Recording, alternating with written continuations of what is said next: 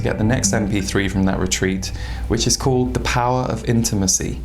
And it's one that I really loved because it's a channel about how we are constantly creating intimacy in the world and how intimacy is created. It's something that we actively produce. It's like making a painting, and that often we don't think about this.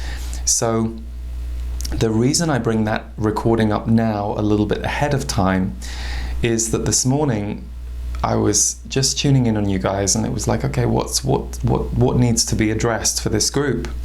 And the theme was loneliness, and how loneliness is something that we need to track, and we need to pay attention to, and we need to cultivate the opposite of. Noah was just telling me before we started this broadcast that he's been weeding in his garden this morning. So I think we have to weed out the loneliness that we can experience. And this is a very common thread for light workers. I saw the new HBO documentary, Robin Williams, yesterday, all about his life and all about how he was producing joy and compulsively making people laugh wherever he went, and then was privately dealing with his own shadow. And all of his friends said, Robin never really spoke about what he was going through. He was a very emotionally private man. And for those of you who don't know who I'm talking about, Robin Williams, comedian, actor, Mork and Mindy, many movies. He basically was segregating his own personal demons and yet going out into the world and pulsing out light, pulsing out joy.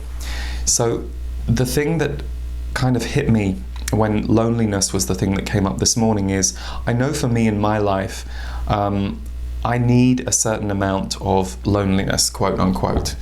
I need to give my introvert a certain amount of time in order to be able to be extrovert in the world and have relationships and do this work. And I need a certain amount of time where I can just be by myself quietly. However, I've also learned that if I do that for a week or two non-stop, I start to erode. I start to go the other way, because I do need a certain amount of community in my life, and that's a balance point for me. So as I sat with all of you guys, I was like, okay, so what is it that we need to understand around loneliness? I thought, ask yourself a couple of questions. Have you felt lonely for a very long time? Is that something that's showing up in your life? Are you somebody who is constantly feeling lonely, or loneliness is coming in for you repetitively at the moment? Which, by the way, wouldn't be a surprise given how tough the energies have been on people in the last 3-4 months. Because they've really been strong and intense. If you don't have a community or a group or one relationship or two relationships that you can find some connection in, that's going to be intense. So for some of you listening to this broadcast, the advice I have is to make community your main focus for the next 2-3 months. I personally, if it were me, what I would be doing is I would grab a piece of paper and I would write down, I invite great new community into my life, or great new friends into my life, and I would stick it on the wall. And then I know, okay, here you go, universe, here's my direct affirmation of intent.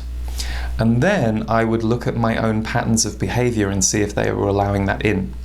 So for example, I've sometimes met people, I've sometimes been working with people on relationships and wanting to manifest a partner, but then when you really talk to them about wanting to manifest a partner, they have very set rules about how they're going to manifest this partner. I always encourage people, if you've never tried online dating, try it. And it's amazing how resistant a lot of people are to that.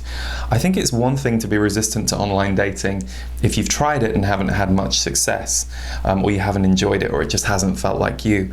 But I've literally met people who go, no, I'm never doing that. So for me, that's us not being willing to go, okay, well, here's a place where people meet, and there's a potential that I'm going to increase my chances of meeting someone. Well, I should walk toward that. Not because I believe that online dating might be where you would find your partner, But we need to do two things when we're co-creating with universal energy.